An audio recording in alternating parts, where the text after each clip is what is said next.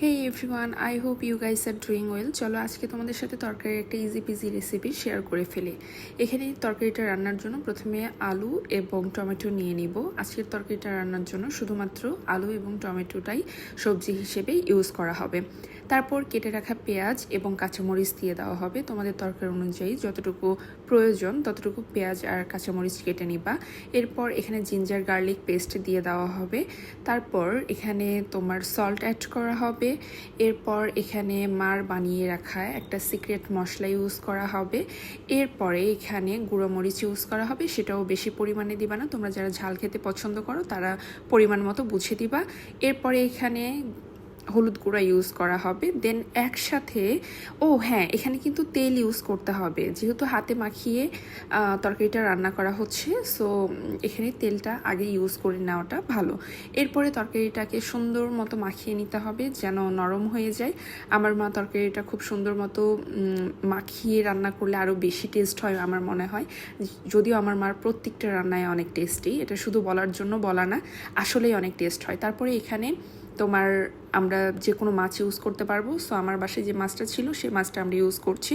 এরপরে মাছগুলোকেও তরকারির সাথে মাখিয়ে নিতে হবে যেন মাছের গায়েও মশলাগুলো লেগে যায়। আর মাখানো শেষ করার পরে এটা কিন্তু কিছুক্ষণ রেস্টে রাখতে হবে। অনেকে রাখে অনেকে রাখে না, এটা তোমাদের উপরে ডিপেন্ড, সাথে সাথেও রান্না করে ফেলতে পারো, কিন্তু অবশ্যই তোমরা মাছগুলোকে তরকারির সাথে মাখিয়ে নেবা বেশ ভালো মতো। তারপর এখানে এই যে সেই রেস্টে রেখে দেওয়া হয়েছে কিছুক্ষণের জন্য। তারপর এখানে মা পানি দিয়ে দিল কিছুক্ষণ পরে, পানি দিয়ে ওইটা প্যানটা নাড়াচাড়া করছিল। তারপর এখানে গ্যাসে বসিয়ে দেওয়া হলো রান্নার জন্য। তারপর তো গ্যাসে এই যে তোমার তরকারিটা রান্না করা হবে, মাটির চুলায় রান্না করলে মেবি আরও বেশি টেস্টি হতো। যাই হোক, এখানে তরকারির মাঝামাঝি অবস্থায় কিন্তু আমি আরেকটু রেকর্ড করে নিলাম যে এইরকম বলক আসবে, তখন তরকারিগুলো সেদ্ধ হবে আর কি। তারপর এটা কিন্তু বেশিক্ষণ খোলা রাখবে না, আবার ঢেকে দিতে হবে। তারপর নির্দিষ্ট একটা টাইম পরে তরকারির ঝোলটা যখন টানিয়ে আসবে, গা মাখা মাখা হয়ে যাবে, তার আগে এই যে ফাইনাল লুক।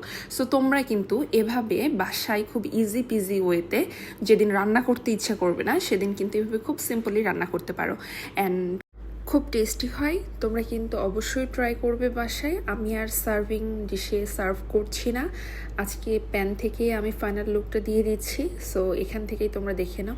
আর দেখতেই এত ডেলিশিয়াস লাগছে, খেতে না কত টেস্টি হবে বলো। সো তোমরা কিন্তু অবশ্যই ট্রাই করবে, এবং যাদের যেদিন যখন রান্না করতে ইচ্ছা করবে না সেদিন কিন্তু এই সিম্পল ওয়েতে এই তরকারিটা রান্না করবা অবশ্যই।